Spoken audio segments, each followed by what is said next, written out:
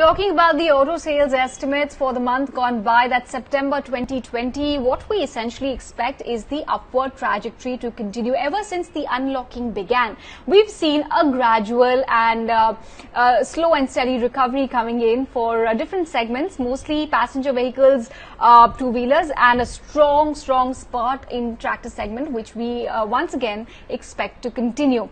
So these are the three segments which are likely to be in the limelight, essentially supported by improving retails and inventory build-up with dealers ahead of the festival season.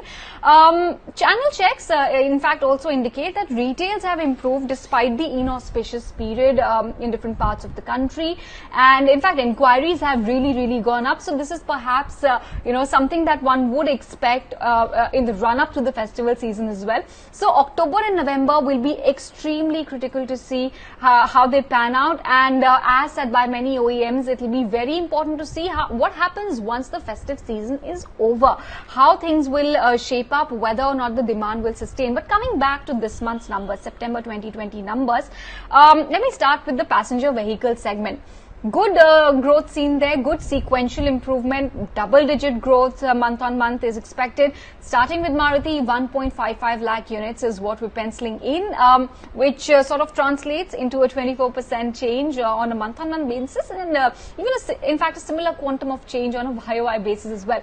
But of course, comparing with a year-on-year basis right now may not be a very good idea given the unique circumstances we're dealing with, and of course the seasonality factor of festivals essentially falling in October, November this year compared to last year when we saw a significant part of the festive season during the month of October and September.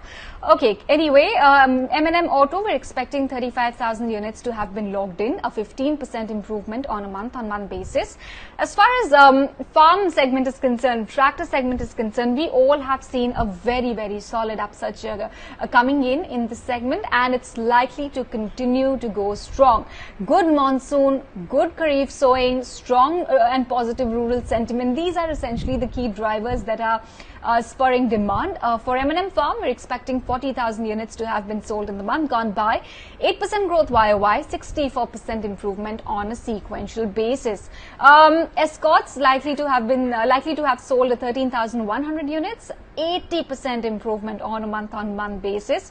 Coming to domestic CV and domestic CV players rather, it's likely to be subdued, especially if you see a YOY. But yes, we are penciling in some recovery, some improvement on a sequential basis as well.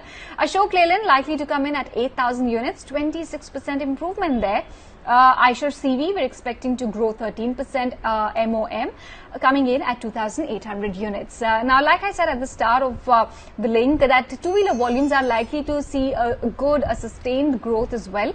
So, starting with Hero Moto there, we're expecting it to deliver 6.75 lakh units, a growth of 15% month on month. In fact, all the two-wheeler players are likely to log in a double-digit growth as far as sequential performance is concerned. And even on a YOY, it's somewhere between flattish to moderate growth. Bajaj Auto, we're expecting to have logged in 4.15 lakh units, TVS Motors 3.16 lakh units, and finally you have Royal Enfield, 57,000 units to have been sold in the month of September. So this is what the ETNA poll looks like right now. Come tomorrow, we'll find out what exactly the performance has been like, and more importantly, it will be important to see how the trend is, if there's any commentary coming in from OEMs as well on demand scenario, festival preparedness, capacity levels, etc. So these are some things as well that we will be watching out.